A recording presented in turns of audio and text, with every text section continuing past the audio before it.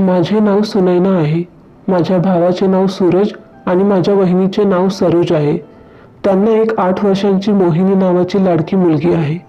मोहिनी शाळेत जायची. ती अभ्यासात खूप हुशार होती आणि तिला खेळाचीही खूप आवड होती. ती एक हुशार मुलगी होती. ती सर्वांच्या नजरेत खूप चांगली होती आणि प्रत्येक कामात ती आघाडीवर होती. कुटुंबातही सगळे तिला हुशार आणि हुशारच म्हणतात. पण आता वहिनी खूप काळजीत होती, कारण मोहिनी आता काहीच काम करत नाही. तिचे कोणत्याही कामात मन लागत नव्हते. अभ्यास करायला सांगितल्यावर ती रडायला लागते. गेल्या 3 आठवड्यांपासून तिचे बदललेले वागणे तिच्या आईला लक्षात येत होते.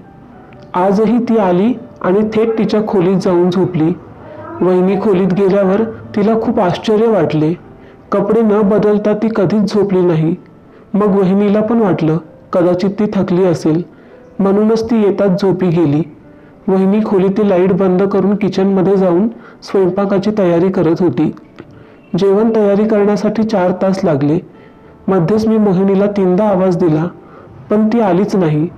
यावेळी वहिनीला राग आला, म्हणून वहिनीने जेवण टेबलावर ठेवले आणि रूममध्ये आल्या. लाईट ऑन केल्यावर वहिनीने तिला कडक शब्दात हाक मारली, मोहिनी उठ, खूप झोपली आहेस.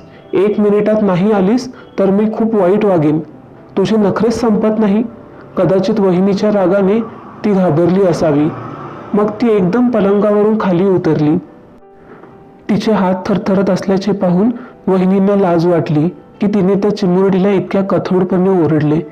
ती तिच्या जवळ आली आणि प्रेमाने म्हणाली, मोहिनी बेटा, कपडे बदलून घे आणि खाली ये. जेवण थंड होत आहे.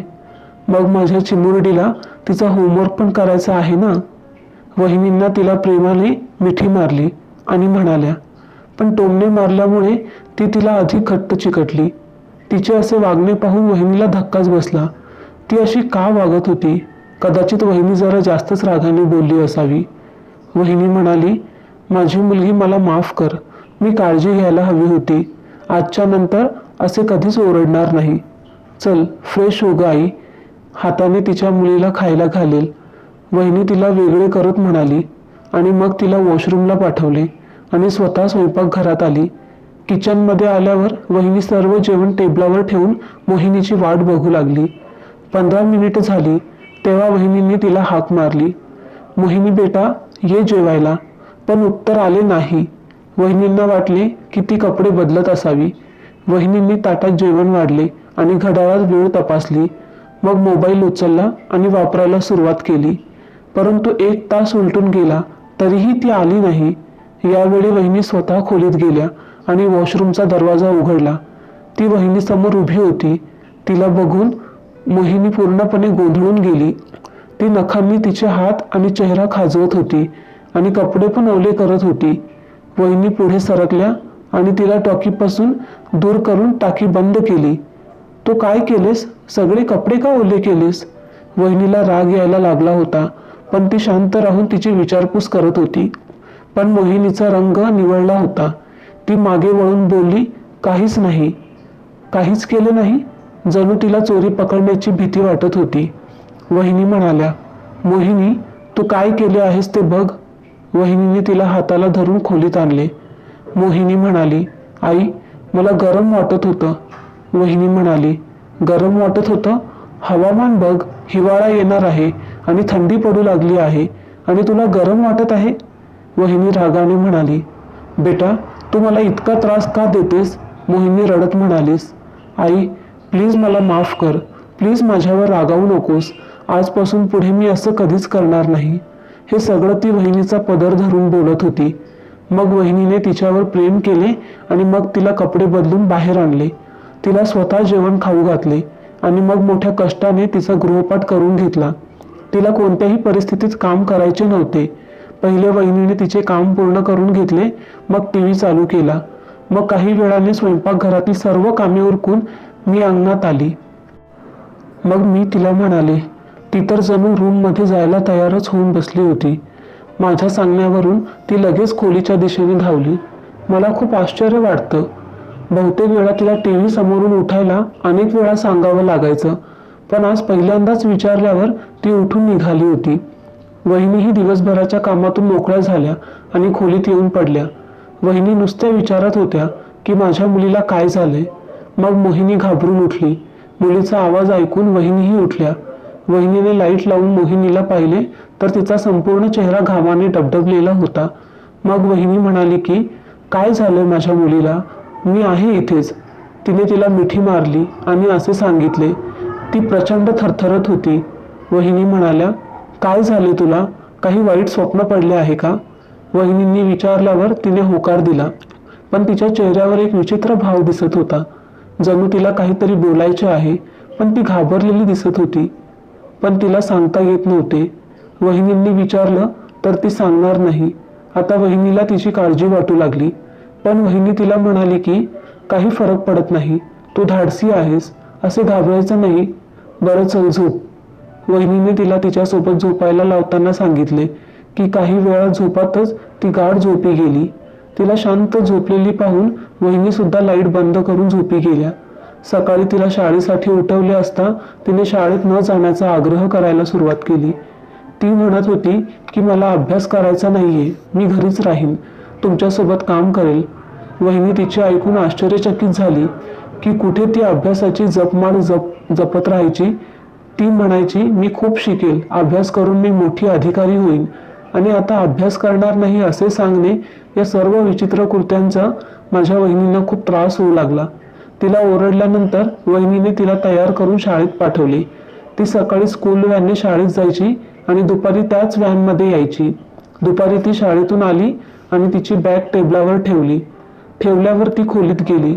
वहिनी खोलीत गेली आणि तिला बेडवर झोपलेली पाहून वहिनी म्हणाल्या, मोहिनी, आज झोपू नकोस, उठ, तू काल सुद्धा ट्युशनला गेली नाहीस, उठ बरं. वहिनीने जबरदस्तीने तिला उचलले, कपडे बदलले, तिला खायला दिले आणि ट्युशनला पाठवले. सकाळप्रमाणेच ती आत्ता पण रडतच ट्युशनला गेली. वहिनी गोंधळलेल्या किचनमध्ये आल्या आणि काही वेळाने घराचा दरवाजा वाजला आणि ती बाहेर आली. उघडले तर मोहिनी होती. थकून ती घरात आली आणि नमस्कार केला. मी तिच्या बोलण्याला उत्तर दिले. नमस्कार करून परत अंगणात आले आणि मग ती पुन्हा अंगणात पडलेल्या खाटेवर येऊन बसली. वहिनीने तिला पाहिले तेव्हा ती हरवलेली दिसत होती. मोहिनी, काय झालंय, अशी का बसली आहेस? काही नाही आई, मी तर असंच. तिचा चेहरा घाबरलेला दिसत होता. ती अडखळून बोलत होती आणि तिचा चेहरा पूर्णपणे पांढरा झाला होता. तिचा चेहरा पाहून वहिनींनाही भीती वाटत होती. तिचा हात धरून वहिनीने तिला जवळ बसवले आणि मग विचारले, काय झाले, अशी का घाबरली? शाळेत तुझं कोणाशी भांडण झालंय का?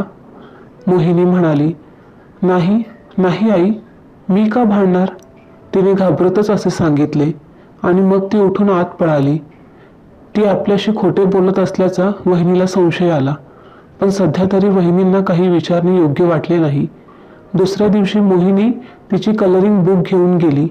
वहिनींनी विचारले की आज तिची पिरियड नाही, शनिवारी असेल तर ती निमित्त करून म्हणाली की नाही, आजही आहे पिरियड, आज कलरिंग बुकचे करेक्शन आहे. वहिनीही काही बोलल्या नाहीत. दुपारी ती जेव्हा घरी आली तिचा गणवेश अतिशय घाण झालेला होता. वहिनींनी तिला विचारले, बेटा, तुझा गणवेश इतका घाण कसा काय झाला? गुडघ्यांवरचा चिखल चेहऱ्यावर आदळला. घाण पाहून वहिनीने विचारले तर तिने सांगितले, आई, मी मैदानात खेळत असताना पडली होती. वहिनीने तिचा हात मुठीत धरून, कुठेही दुखापत झाली असेल तर मला दाखव, तिला असे म्हणाली.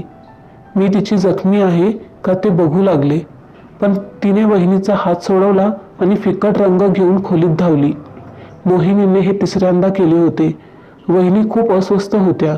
जेव्हा वहिनी मोहिनीची संध्याकाळी गृहपाठ आटोपत असताना वहिनीने डायरीवर एक नोट लिहिलेली पाहिली आणि ती पाहून मोहिनीला विचारले, हे काय बेटा, तू आज आंघोळ करून शाळेत का गेली नाहीस? तर मोहिनी म्हणाली, आई, मी आंघोळ करून शाळेत गेली होती. तर वहिनीने विचारले, मग ही नोट का लिहिली आहे? तुझ्या मिसने की तुझ्याकडून दुर्गंधी येते? ती म्हणू लागली की मला माहीत नाही आहे. हे ती खूप रागाने बोलली. वहिनी पहिल्यांदाच बॅग फेकताना रागाने तिचे हे रूप पाहत होती. तिला राग येताना पाहून वहिनींनी खूप आश्चर्य वाटले. वहिनीला सगळ्यात जास्त काय त्रास झाला की तिला इतक्या साध्या गोष्टीचा राग येत होता. वहिनी तिला पकडून म्हणाल्या, हे काय गैरवर्तन करतेस, असे ती म्हणू लागली. मला सांग, आज नंतर तू असे गैरवर्तन करशील का? ती म्हणाली, तू वाईट आहेस, तू गलिच्छ आई आहेस, मला तुझ्याशी बोलायचं नाहीये. एवढं बोलून तिने हात सोडवला आणि खोलीत निघाली आणि वहिनी डोकं धरून बसली. मोहिनीच्या वागण्याने वहिनी खूप नाराज झाल्या. दिवस बदलत गेले आणि मोहिनीचे वागणेही बदलत गेले आणि दुसरीकडे शाळेतून रोज एक नोट यायची की तुमच्या मुलीला आंघोळ करून पाठवा, दुर्गंधी येते. आधी वहिनी विचार करत होत्या की कदाचित वयामुळे तिच्यात काही बदल झाले असतील. तिचे अचानक चिडणे, रागावणे, वेळेवर अन्न न खाणे आणि नेहमी गप्प राहणे.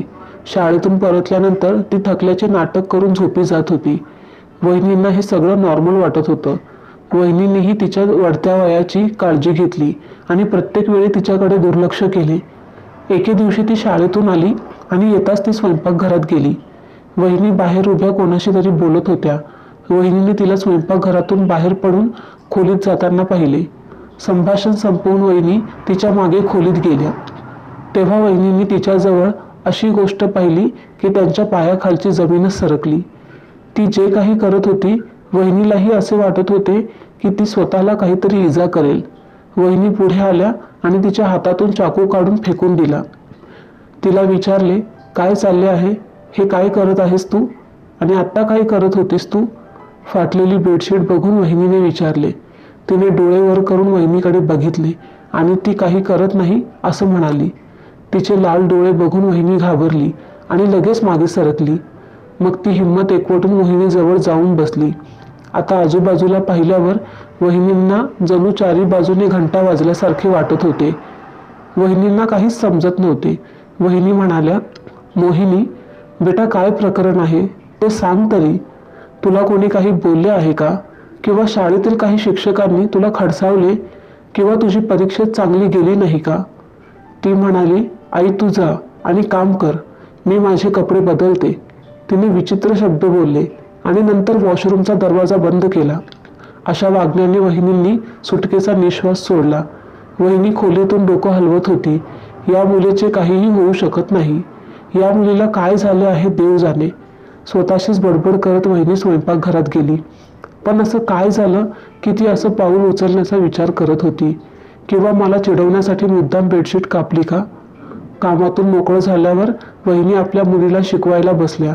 आजही एक नोट लिहिलेली होती की कृपया तुमच्या मुलीला आंघोळ करून पाठवा, तुमच्या मुलीचा खूप घाण वास येतो. मोहिनी, आज पुन्हा तुझ्या शाळेतून नोट लिहून आली आहे की तू आंघोळ करून केली नाहीस. हे सर्व काय आहे? मोहिनीचे हात क्षणभर थरथर कापले. तिने इकडे तिकडे नजर फिरवली. वहिनी तिच्या सगळ्या कृती नीट पाहत होत्या. तिने पेन्सिल घट्ट धरली, पलंगावर जोरात मारली. वहिनींनी मोहिनीला विचारले, तू काय करतेस? मला सरळ उत्तर दे, नाहीतर उद्या मी स्वतः शाळेत जाईन. वहिनीचे म्हणणे ऐकून ती घाबरली. तिच्या डोळ्यात एक विचित्र भीती होती. डगमगत्या जिभेने ती मोठ्या कष्टाने म्हणाली, आई मी रोज आंघोळ करते. आजही ती रोज जे बोलत होती त्याची पुनरावृत्ती करत होती. बरं, मग ही नोट शाळेतून का आली? ती नॉर्मल झाली आणि मला माहिती नाही, असे भुसभुशीतपणे म्हणाली. ती तिचे वागणे सामान्य करण्याचा प्रयत्न करताना म्हणाली. वहिनी काहीतरी विचारत असतानाच तिचा फोन वाजू लागला. तिने गृहपाठ करायला सांगितला आणि फोनला उत्तर देण्यासाठी गेली. आई फोनवर व्यस्त असल्याचे पाहून ती तिच्या खोलीत गेली आणि बोलता बोलता वहिनी विसरली की तिला तिच्याशी काहीतरी महत्त्वाचे बोलायचे आहे. दुसऱ्या दिवशी ती शांतपणे उठली, न सांगता आंघोळ करून शाळेत गेली. वहिनींना वाटले तो त्यांच्या कडकपणाचा परिणाम आहे, पण हा विचारही फक्त त्यांचा एक विचारच होता. जे व्हायचे तेच झाले होते. जे काही घडत होते तेही घडतच होते आणि कदाचित वहिनी चुकीचा विचार करत होती. दुपारी मोहिनी घरी परतली तेव्हा तिचा चेहरा पूर्ण लाल झाला होता. आज पुन्हा गणवेश घाण करून ती परत आली. मात्र आज गणवेशावर चिखलाच्या ऐवजी दुसरेच काहीतरी होते. वहिनी मोहिनीकडे बघून ओरडल्या, हे काय? आता हे डाग कसले जातील? मी तुझे काय करू, तुला का समजत नाही? तिच्या घाबरलेल्या डोळ्यांकडे दुर्लक्ष करून वहिनी नुसतीच बोलत होती. वहिनी बोलता बोलता कंटाळल्या आणि मग गप्प झाल्या.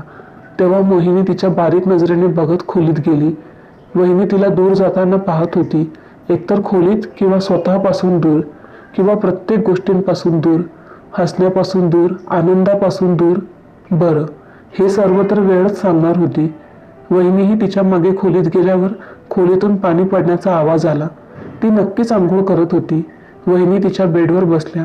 काही वेळाने मोहिनी स्वच्छ कपडे घालून वॉशरूममधून बाहेर आली. वहिनीला बघून तिने बाजूला नजर करून पाहिलं. बहुधा तिला खूप राग आला असावा. वहिनीने मोहिनीचा हात धरला आणि तिला मिठी मारली. तिची रिकामी नजर वहिनीच्या आत खोलवर गेली होती. तिला छातीशी धरून वहिनी काहीतरी वेळ तिच्या पाठीवरून हात फिरवत राहिली, पण ती रडली नाही. पण वहिनी काही वेळाने रडल्या. मुलं दूर जाऊ लागली की आईला वेदना होतातच. वहिनींनाही हाच त्रास जाणवत होता. तिला काही विचारण्याऐवजी वहिनी तिला सोबत जेवणाच्या टेबलावर घेऊन आली. तिला जेवण दिले आणि नंतर शिकवणीला पाठवले. वहिनी खरंच खूप गोंधळल्या होत्या. वहिनी संध्याकाळपर्यंत तिची वाट पाहत होत्या. एका क्षणभरही आपल्या मुलीचा विचार वहिनीच्या डोक्यातून सुटत नव्हता. संध्याकाळी जेव्हा ती परत येऊन शाळेची बॅग घेऊन बसली, वहिनींनी देवाचे आभार मानले की आज तिला आपल्या मुलीला सांगावे लागले नाही. ती स्वतः अभ्यास करत होती. कामातून मोकळी झाल्यावर वहिनीही तिच्या जवळ येऊन बसली. ती आपली कामे शांतपणे करत होती. वहिनी तिच्याकडे बघतच राहिल्या. तिने डायरी उघडली तेव्हा ती नोट लिहिली होती. वहिनींनी मोहिनीकडे पाहिलं. मोहिनीही वहिनीकडे पाहत होती. कधी ती डायरीकडे पाहत होती तर कधी वहिनीच्या चेहऱ्याकडे बघत होती. तिला वाटले की कदाचित आज सुद्धा ती प्रश्न विचारेल. रोजच्या प्रमाणे आज पुन्हा वहिनी तिला ओरडणार. वहिनी पाहत होती की तिच्या चेहऱ्याचा रंग हळूहळू बदलत होता. हळूहळू तिचा चेहरा पांढरा व्हायला लागला. तिने पेन्सिल खूप घट्ट पकडली होती. कधी ती पुस्तक उघडत होती, कधी बंद करत होती. कदाचित तिला आज काहीतरी नवीन सांगायचे होते. वहिनीने स्वतः नॉर्मल करण्यासाठी डोळे बंद केले आणि मग तिने डोळे उघडून तिच्याकडे पाहिले तर ती तशीच बसली होती. आज तर मोहिनी आंघोळ करून गेली होती. मग ही चिठ्ठी लिहायची काही गरज नव्हती. याचं वहिनीला आश्चर्य वाटलं. ही सगळी चर्चा काय होती? मोहिनी, काम झालं तुझं? यावरून वहिनी अजून काही बोलेल तर ती अचानक घाबरून मागे फिरायला लागली. वहिनी तिच्याकडे एकटक नजरेने पाहत राहिली. मोहिनी, काय झालं माझ्या मुलीला? आरामात बस. मी काही बोलत नाही.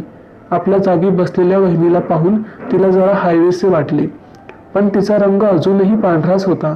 वहिनींनी प्रेमाने विचारले, माझ्या मुलीने शाळेचे काम पूर्ण केले आहे का? ती म्हणाली, हो आई, झालं. ती हळू आवाजात बोलली. वहिनी म्हणाली, ठीक आहे, बॅग उचलून आत घेऊन जा, मग आपण जेवण करू. वहिनी तिच्या गालाला हात लावून म्हणाली आणि मग ती स्वतः उठून किचनमध्ये आली. इतक्यात बाहेरची बेल वाजली. तेवढ्यात वहिनी म्हणाल्या, तेवढ्यात बाहेर बेल वाजली. तेवढ्यात वहिनी म्हणाल्या, मोहिनी, दार उघड. कोण आहे? वहिनी किचनमध्ये उभे असताना हाक दिली, पण ती न आल्याने वहिनी बाहेर आल्या आणि कडक नजरेने तिच्याकडे पाहत होत्या. तिला कडक शब्दात सांगितले की मी इतके वेळापासून दार उघडायला सांगते, तू का बोलत नाहीस? तिला सुनावल्यानंतर वहिनी दरवाजा उघडण्यासाठी गेल्या. वहिनीने दार उघडले तर भाऊ उभा होता. वहिनी त्याला म्हणाल्या, अरे तुम्ही अचानक? तिने हसत हसत त्याला विचारले. तेव्हा माझा भाऊ हसला आणि म्हणाला, हो, मला वाटलं की मला सुट्टी मिळाली आहे म्हणून मी माझ्या बायकोला आणि मुलीला भेटावं. वहिनीने बाहेर उभी राहून हाक मारली, मोहिनी, बघ कोण आले बाहेर. आणि तिने दादाजवळून सामान घेऊन खाटेवर ठेवलं. वहिनींनी पुन्हा मोहिनीला हाक मारली, पण ती आलीच नाही. तेव्हा भाऊ म्हणाला, राहू दे, मी स्वतः जातो, कार्टून पाहत असेल. वहिनी पुन्हा हाक मारत असल्याचे पाहून भावाने तिला थांबवले आणि स्वतः आत गेला. वहिनी सुद्धा त्याच्या मागे आत गेल्या. खोलीच्या आत आल्यावर ती वडिलांना चिकटून हळू आवाजात उत्तर देत होती. भावाने वहिनीला हातवारे करून मोहिनीच्या मनस्थितीबद्दल विचारल्यावर वहिनी म्हणाली, काही नाही, मी फक्त तिला ओरडली म्हणूनच आज तोंड फुगवून बसली आहे. भावाने वहिनीकडे रागाने पाहिलं. वहिनी त्याची नजर टाळत स्वयंपाकघरात गेली. भाऊ मोहिनीला समजावायचा प्रयत्न करत होता. भाऊ प्रत्येक ठिकाणाचे आणि मोहिनीला आवडणाऱ्या प्रत्येक गोष्टींचे नाव घेत होता. वहिनींना सर्व काही ऐकत होती की ती प्रत्येक गोष्टीला नकार देत होती. थोड्या वेळानंतर भाऊ तिच्यासोबत बाहेर आला आणि तिला खुर्चीवर बसवले. जेवण तयार होते. सर्वांनी जेवण अगदी शांतपणे केले. जेवताना बोलणारी मोहिनी अगदी शांत बसून जेवत होती. वहिनींना या गोष्टीची सवयच लागली होती. म्हणूनच ती शांत बसून जेवत होती. पण भाऊ मोहिनीकडे बघतच राहिला. रात्र झाली तेव्हा मोहिनीला झोपवल्यावर वहिनी येऊन बाहेर अंगणात बसली आणि भाऊही तिथेच बसला. तो खूप खोल विचारात बुडलेला दिसत होता. वहिनी बसल्यावर तिने विचारले, काय विचार करत होतास? वहिनीने भावाच्या चेहऱ्याकडे बघून विचारले. तो म्हणाला, मोहिनीला बघितलेस का? ती खूप बदललेली, गप्प आणि सगळ्यांपासून दूर दिसत होती. वहिनी म्हणाल्या की तुझी विनाकारणच अशी काळजी करत आहे. वास्तविक ती जशी जशी मोठी होत आहे तसे तसे तिच्यात काही बदल घडत आहेत, ज्यांची आपल्याला जास्त जाणीव होते आहे. वहिनींनी त्याला समजावण्याचा प्रयत्न केला, पण त्याचे समाधान झाले नाही. भाऊ म्हणाला, सरोज, तू तिच्याशी बोल. काही असेल तिला सांग की आम्हाला सांग. तर वहिनी म्हणाली, ठीक आहे, मी विचारेन. भावाचे सांत्वन करताना वहिनी बोलल्या, पण प्रत्यक्षात ती स्वतःच आतून खूप अस्वस्थ होती. वातावरण निवळण्यासाठी वहिनी तिच्याशी इकडचे तिकडचे बोलू लागल्या. त्याला सकाळी पुन्हा ड्युटीवर जावे लागले. सकाळ होताच भाऊ पुन्हा ड्युटीला गेला आणि वहिनी रोजच्या कामात व्यस्त झाली. तिने मुलीला शाळेत पाठवलं आणि बाकी सगळी कामं उरकली. शाळेतून परत आल्यावर तिच्या गणवेशावर पुन्हा डाग होते. वहिनींनी तिच्याकडे बघून म्हणाली, कपडे बदलून घे, मी जेवण वाढते. वहिनी खूप प्रेमाने म्हणाली. वहिनीने ठरवले होते की आता मोहिनीला प्रेमाने हाताळावे, म्हणजे ती स्वतःलाच तिला सत्य सांगेल. काही दिवस गेले आणि गणवेश घाण होण्याचा क्रम चालू राहिला आणि वहिनी गप्प राहिल्या, कारण तिला आपल्या मुलीला आणखी घाबरवायचे नव्हते. तिने सामान्य व्हावे अशी वहिनींची इच्छा होती, जशी ती आधी होती. सर्वांनी मोहिनीला खूप चांगले वागवले. ती पण खूप चांगली होती. अनेकदा शिक्षक तिला असाइनमेंट करण्यात मदत करत होते. मी अनेकदा ऐकलं की शिक्षक तिला खूप काळजीपूर्वक शिकवत होते. एके दिवशी वहिनीला वाटत होते की आता मी माझ्या मुलीशी बोलेन.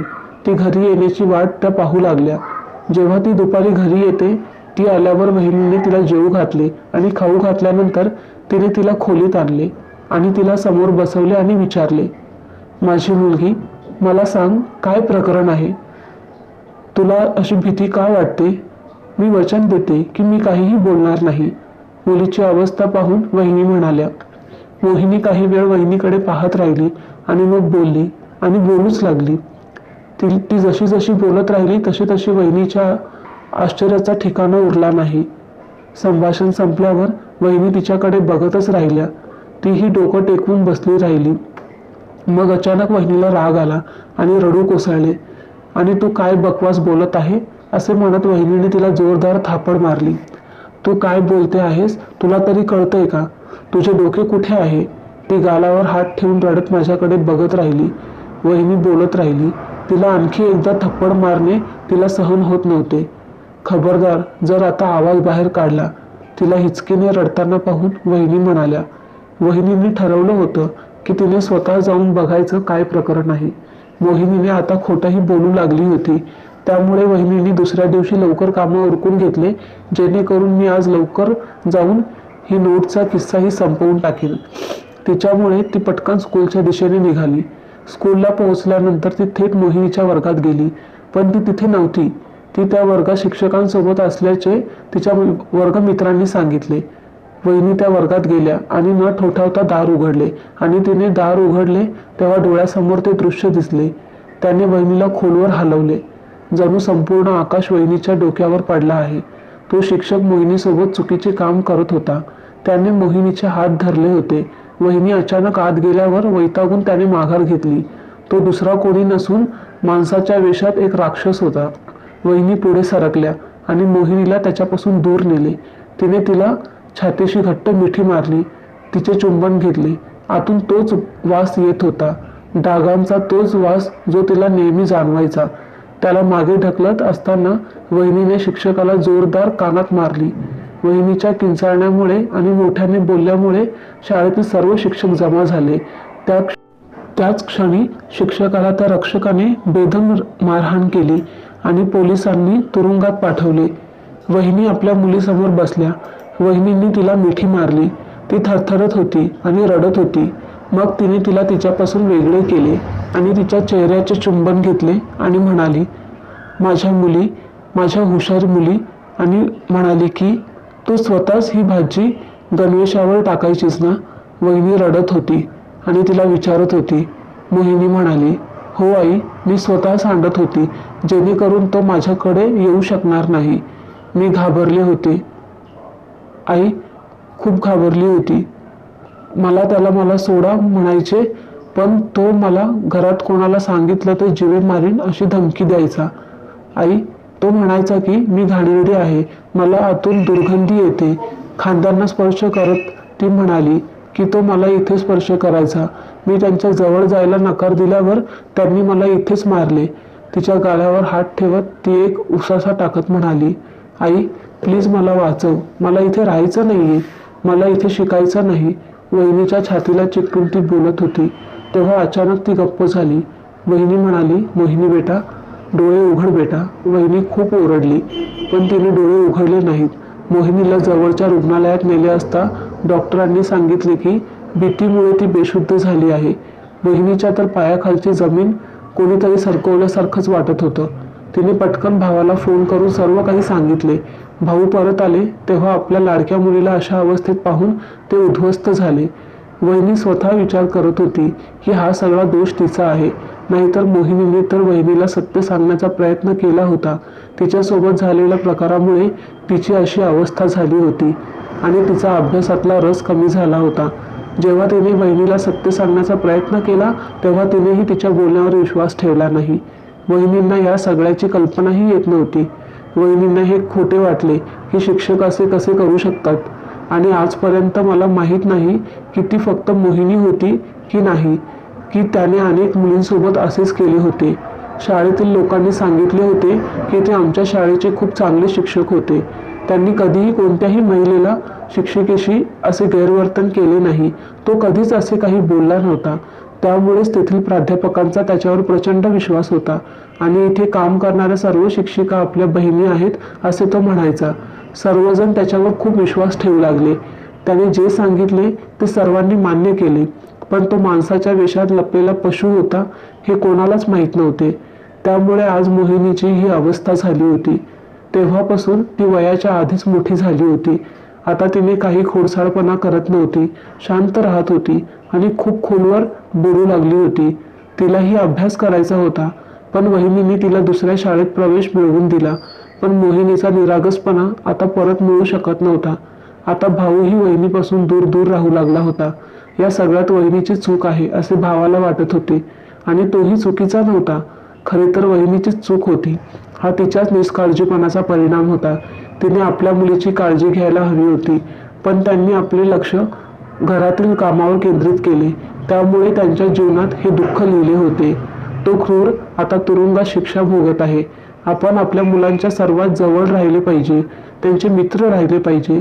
त्यांना शिकवले पाहिजे की असे काही छोटे कृत्य घडले तर त्यांनी पालकांना येऊन सांगावे. आपल्याला फक्त त्यांचे पालकच नाही तर त्यांच्या मित्र होण्याचीही गरज आहे. मला स्वतःला 2 मुले आहेत आणि मी त्यांना ज्या पद्धतीने वाढवले आहे, मी त्यांची मैत्रीण आहे. ते येऊन मला सगळं सांगतात.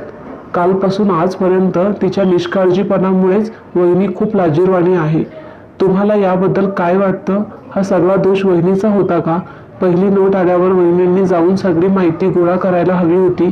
सर्वात मोठी चूक शाळेवाल्यांची होती, ज्यांनी शिक्षकांच्या चुका लक्षात घेतल्या नाहीत आणि त्याला कामावर ठेवले. अशा अनेक शाळा आहेत आणि ठिकाणे आहेत जिथे लोक अशा चुका करतात. तुम्ही सर्वांनी जागरूक राहावे, अन्यथा तुम्हालाही असेच नुकसान सहन करावे लागू शकते. तुमच्या मुलांची काळजी घ्या. आणि ही कथा जर तुम्हाला आवडली असेल तर या व्हिडिओला लाईक करा, शेअर करा आणि तुम्ही जर या चॅनलवर नवीन असाल तर आपल्या या मराठी यूट्यूब चॅनलला सबस्क्राईब करायला अजिबात विसरू नका.